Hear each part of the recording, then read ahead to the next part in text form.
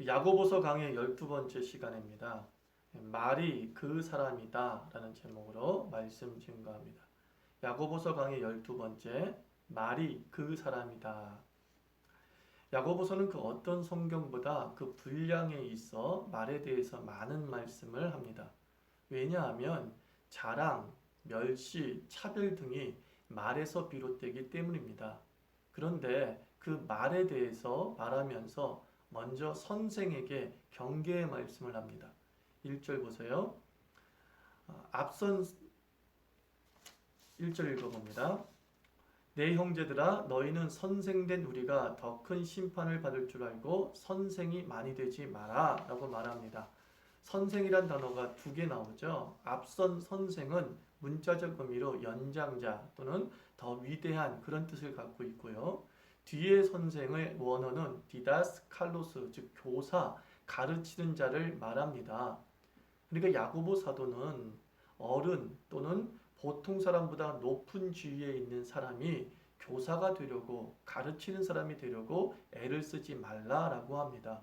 왜냐하면 어른, 높은 지위에 있는 사람이 자랑, 멸시, 차별, 왜곡 등의 말실수를 통해서 상처를 주고 또 교회에 아픔을 주는 경우가 많아서입니다. 우리는 나이 들며 신앙의 어른, 인생의 어른의 자리에 오릅니다. 어른은 가르치는 위치에 있고 그 가르침에 대한 책임이 중함을 알아야 합니다. 말의 실수가 가장 많은 사람, 또 말로 상처를 쉽게 줄 수 있는 위치가 선생입니다. 곧 어른입니다. 곧 가르치는 사람이, 곧 어른이, 곧 선생이 말의 상처를 많이 주게 되어 있습니다. 그러므로 선생이 되지 말라, 섣불리 가르치려 하지 말라 이런 뜻이 되겠죠.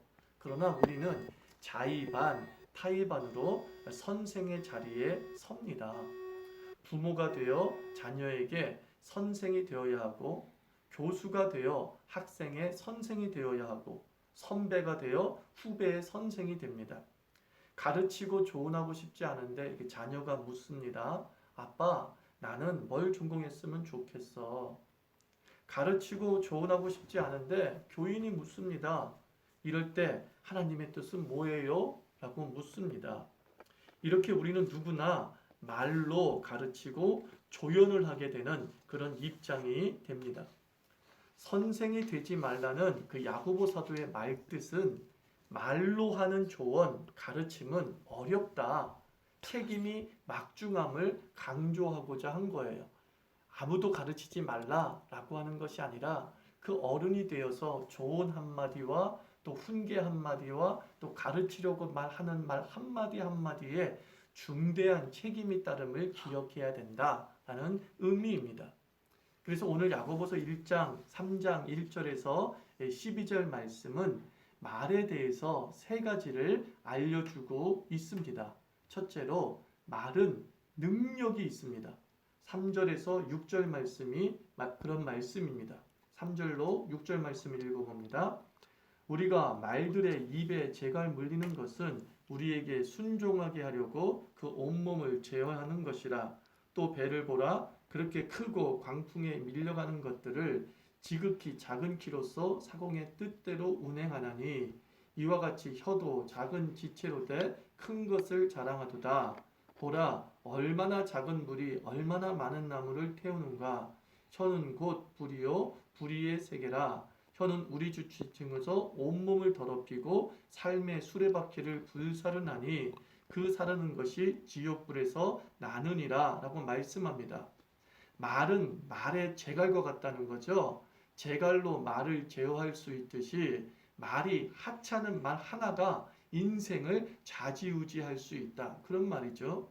말은 배의 키와 같다라고 했어요. 작은 키가 거대한 배의 방향을 정합니다.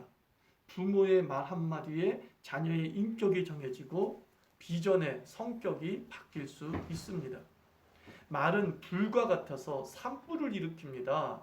아무 생각 없이 툭 던진 말에 모두가 상처받고 어떤 이는 죽기까지 한다고 합니다. 말은 능력이 있습니다. 말이 씨가 된다는 그 말 참 중요한 말이 아닐 수 없습니다. 말은 능력이 있습니다. 또는 말은 말한 대로 되는 역사도 일어날 수 있음을 야고보 사도는 우리에게 알려주는 거죠. 둘째, 말은 평생 훈련입니다. 말은 평생 훈련이다. 7절, 8절 봅니다. 여러 종류의 짐승과 새와 벌레와 바다의 생물은 다 사람이 길들일 수 있고 길들여 왔거니와 혀는 능히 길들일 사람이 없나니 쉬지 아니하는 악이요 죽이는 독이 가득한 것이라.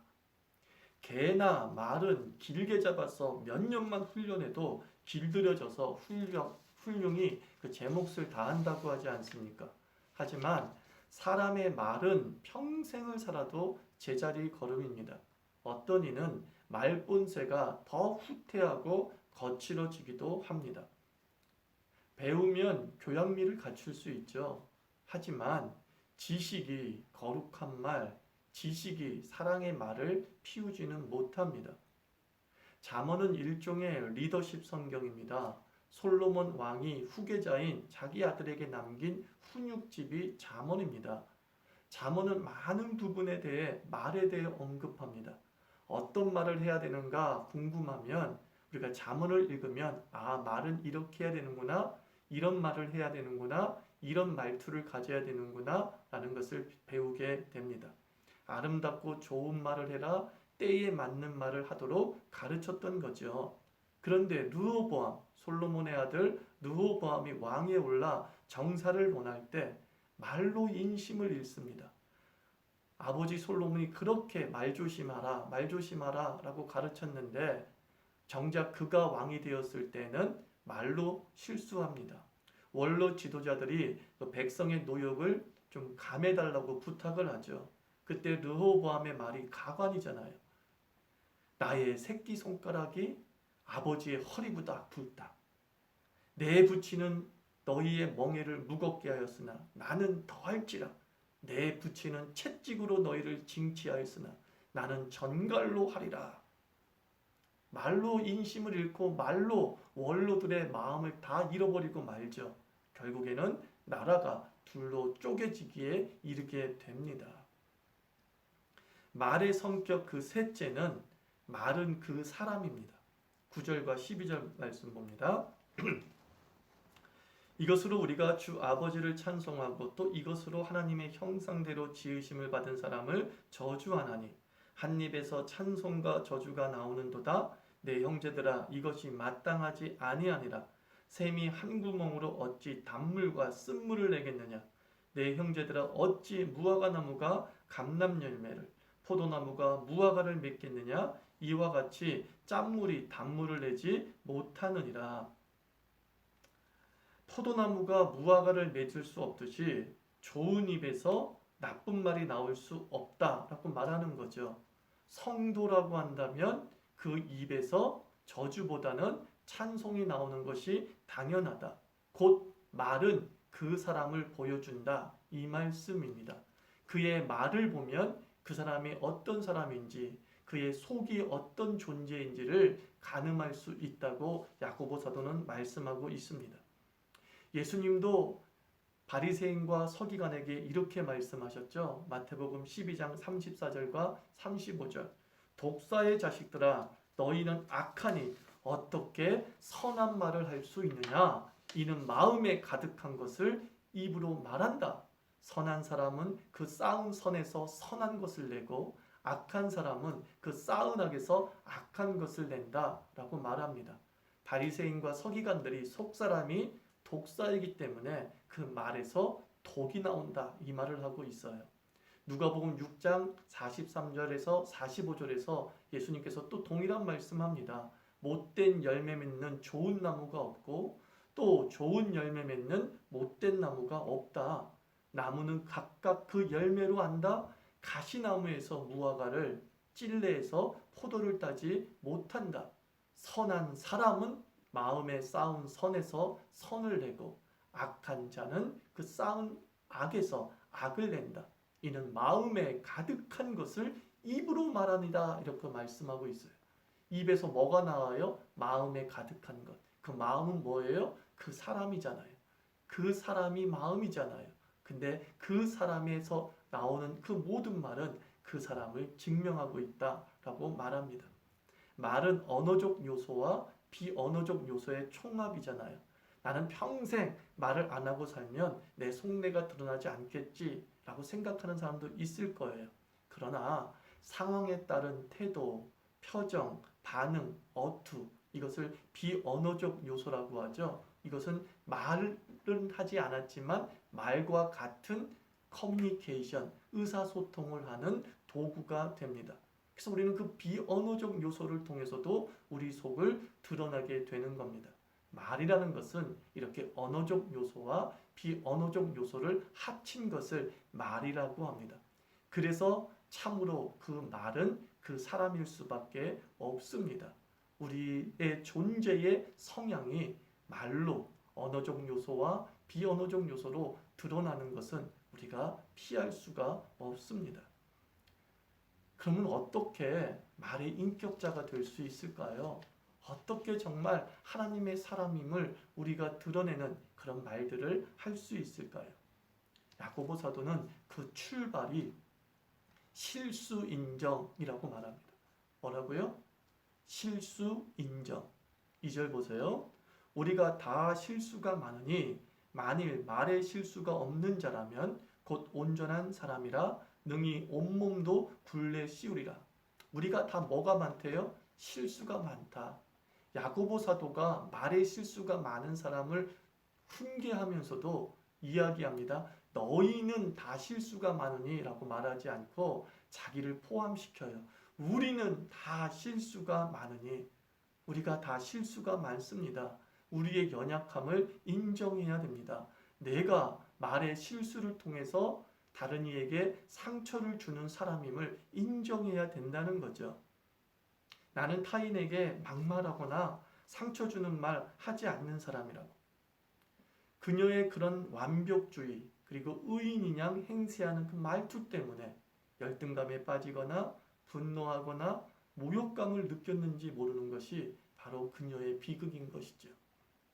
자기는 말에 실수를 하지 않아서 상처를 준 적이 없다고 하는 이 착각이 얼마나 큰 실수인지를 우리가 깨달아야 됩니다. 우리는 말에 실수가 많은 자라는 것을 인정하십시오.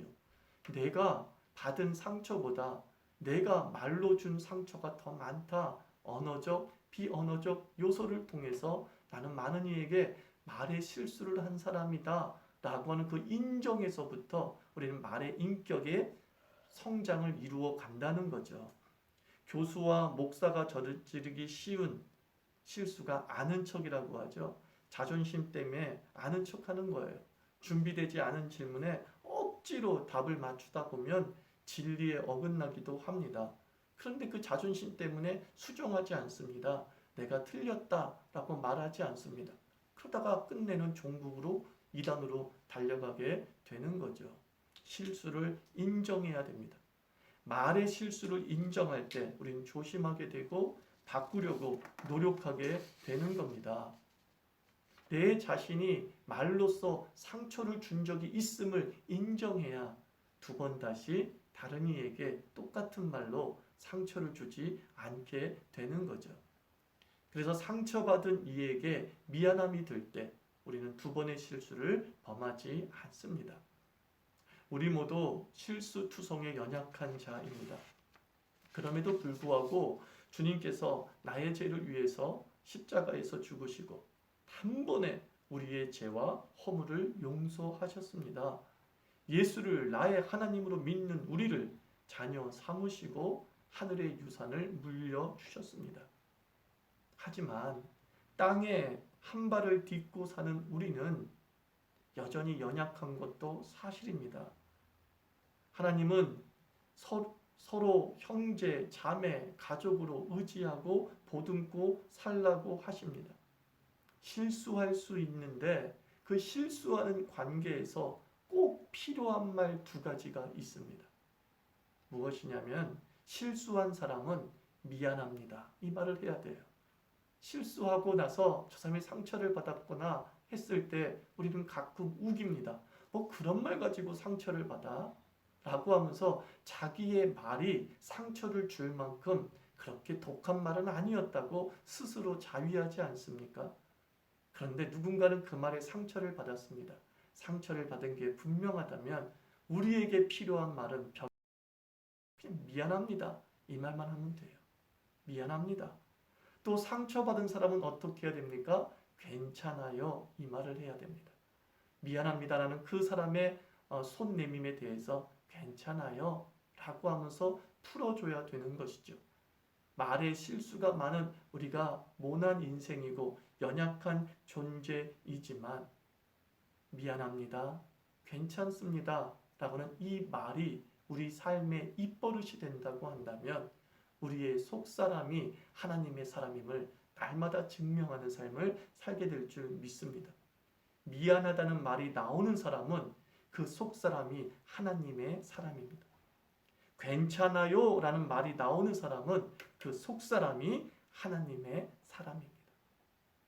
기도합시다.